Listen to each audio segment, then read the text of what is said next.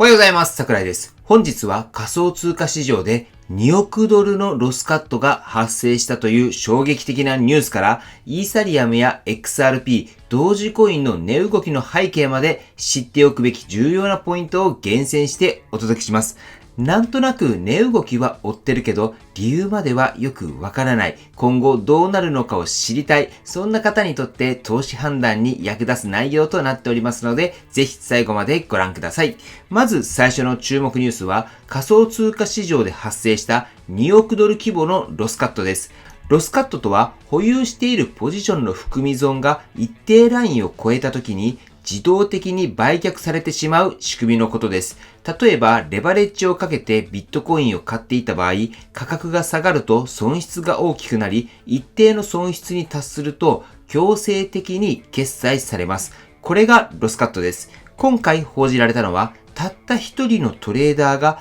ビットコインの価格変動によって2億ドルを失ったという事例です。市場の変動が激しい中でレバレッジ取引をしていたことが要因とされています。このような大規模な生産が発生すると、連鎖的に他のポジションにも影響を与え、市場全体のボラティリティがさらに高まることがあります。特に短期トレーダーにとっては、リスク管理の重要性を再認識させられる出来事と言えるでしょう。では、ここからはビットコインをはじめとする主要な暗号資産の価格動向を見ていきましょう。まずはビットコインです。現在の価格は約1万6000ドル台付近を推移していて、過去24時間で 0.74% 上昇しています。一時は106,252ドルまで上昇しましたが、安値は104,300ドル。短期的にはテクニカル的な抵抗や大規模なロスカットの影響はありましたが、それでも市場の中心的存在であることに変わりはありません。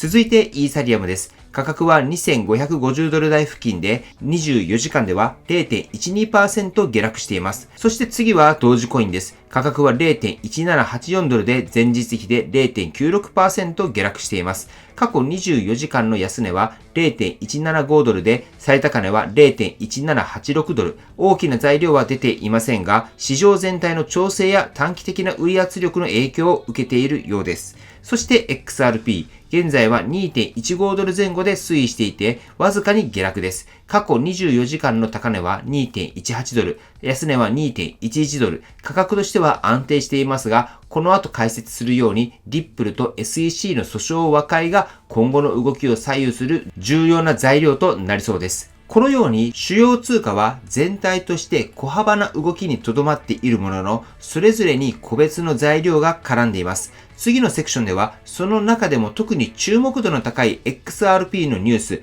リップルと SEC の訴訟和解について詳しく見ていきます。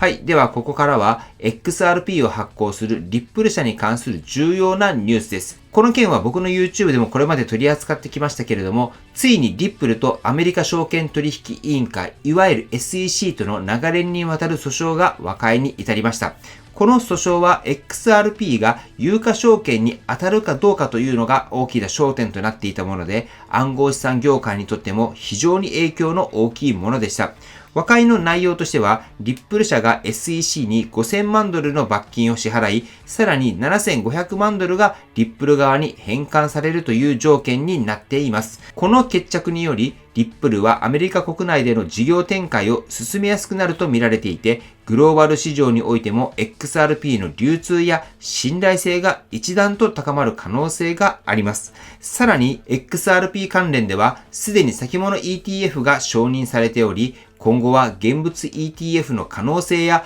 国際送金ネットワークでの利用拡大も視野に入ってきます。こうした流れは価格の中長期的な上昇材料として注目されています。短期的な調整はあるかもしれませんが、訴訟問題という大きな不確実性が一つ解消されたという意味で、投資家にとっては前向きな材料と言えるでしょう。では最後に紹介するのが今日のメイントピックかなと思いますけれども、カルダラの創設者として知られるチャールズ・ホスキンソンさんの発言です。ホスキンソンさんは最近保有する1億ドル相当のエイダをビットコインやステーブルコインにスワップする提案を示唆しました。この発言はカルダノコミュニティや投資家の間で大きな話題となっています。なぜこのような動きを検討しているのか、その背景には暗号資産市場のボラティリティや資産分散の重要性があると考えられます。エイダは2025年に入り一定の上昇を見せてはいるんですが、他の主要銘柄と同様に市場全体の影響を強く受けます。ホスキンソンさん自身もより安定性のある資産へのシフトを視野に入れているのかもしれません。この提案が実際に実行されるかはまだ不明ですが、プロジェクトの創設者自らがポートフォリオの見直しを示唆するというのは、投資家としても考えさせられるニュースとして今話題を呼んでいます。自分の保有する資産をどう守るのか、どうリスクヘッジするのか、そういった視点で見ても、この発言は参考になるのではないでしょうか。はい。では最後に今日の重要なポイントを振り返っていきたいと思います。まずは仮想通貨市場で発生した2億ドル規模のロスカット。これはレバレッジ取引のリスクを再認識させられるもので、市場全体の急な変動にも注意が必要だということがわかります。そして次に主要コインの動きでは、ビットコインは10万6000ドル台をキープして、同時コインやイーサリアムはやや調整局面に入っていることがわかりました。そして XRP をめぐるリップルと SEC の訴訟和解、罰金支払いと資金返還が決定し、XRP の今後にとっては大きな前進と言えるニュースと言えるでしょう。そして、カルダの創設者、ホスキンソンさんによるエイダのスワップ提案、大口保有者がリスク分散に動き始めたことも、僕たち投資家にとっても重要な示唆になると思います。はい。ということで本日の内容は以上です。今後も暗号資産の海外での最新情報をお届けしますので、ぜひ暗号資産情報が気になる方はチャンネル登録をお願いします。そして今日の動画の内容が参考になったと思われたら高評価の方もよろしくお願いいたします。では、お知らせがあります。今おすすめの取引所でビットレート X があります。先日説明動画を何本か公開しました。まだご覧になられていない方はぜひご覧ください。今は AI の時代です。人間はどうしても主観が入ってしまいますが、AI はそれはありません。なので、投資成績も上がるのではないかと思っています。僕も今始めていますけれども、興味のある方は僕の LINE に登録してもらい、キーワードで AI とチャットを送ってもらえたら、ビットレート X の公式登録リンクを送りますので、LINE の方から問い合わせの方よろしくお願いいたします。では、最後に重要な点をお伝えしておきます。暗号資産投資には価格変動のリスクが伴います。特に短期間で大きな価格の上下が起こることがあります。したがって投資を行う際には、しっかりとリサーチを行い、ご自身のリスク許容度を確認した上で判断をするということが大切になります。投資は自己責任で行うものであり、他の人の意見や情報に左右されず、ご自身で納得してから行うようにしましょう。この動画はあくまで情報提供を目的としていますので、最終的な投資判断はご自身で行っていただくようよろしくお願いいたします。はい。では本日も最後までご視聴していただきありがとうございました。